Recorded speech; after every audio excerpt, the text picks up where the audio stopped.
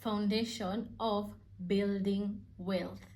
Now, building wealth takes time. Usikue na haraka, because wealth that is built haraka, chances of it not lasting for generations to come are very high.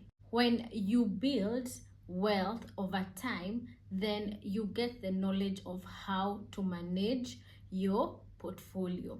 Okay, so we are going to start with the first one, and this is the major one. You're supposed to at least have income, because with no income you're not going to be able to generate or build any wealth. So it can be from your salary, businesses, as long as you do not rely on one source of income. So if you have salary, don't just rely on that, have another source of income. Then you should be able to manage that income in terms of tracking your expenses and budgeting. These things I keep on repeating. Imagine there are no shortcuts. You still have to go through the whole process, because when you know how to budget, then at least if I come to you and ask you right now, last week, what were your expenses, you can be able to tell me. This helps with planning purposes. Then we have investments, and this is whereby you diversify your portfolio from the income that you generate by making wise decisions and knowing your risk tolerance.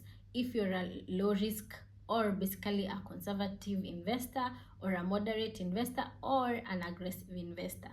So depending on where you are, then you should know where to invest. But then do not just be conservative throughout your investments. Then generating your or building your wealth is going to take much longer. Just make sure that you diversify your portfolio in terms of low risk, medium risk, and high risk investments, so that you take advantage of the returns of each.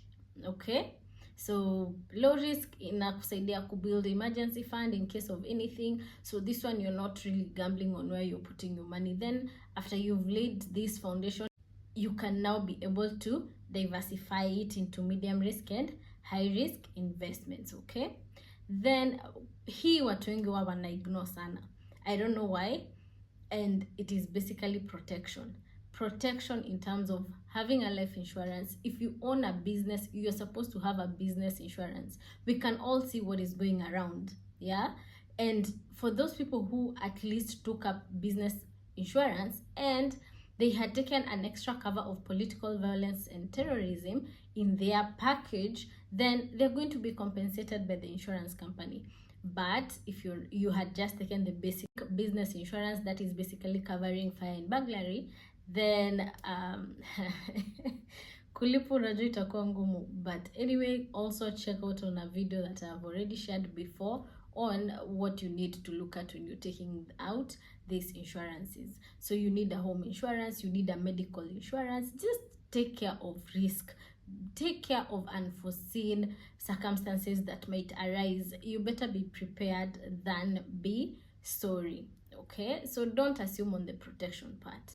Then we can also look at taxes, and this is whereby you also want to take advantage of plans that you can legally evade tax, because at the end of the day, see, we are all trying to save some money here and there so that we have more to invest. So also just make sure you understand your tax portfolio and where you can be able to save some few shillings here and there. Okay, then we look at diversification, and this is where you want to invest in different industries. Kama ni real estate, kama ni tech, like you're just doing it a whole round, and your sazile one is not doing so well, the other one maybe is performing very well, and this way it will be easier for you to also create generational wealth, because we do not want to just create wealth yasai and then we forget about it. You know, you want to make sure that your kids and their kids, you know, it goes on. Yeah, those are the foundations of building wealth.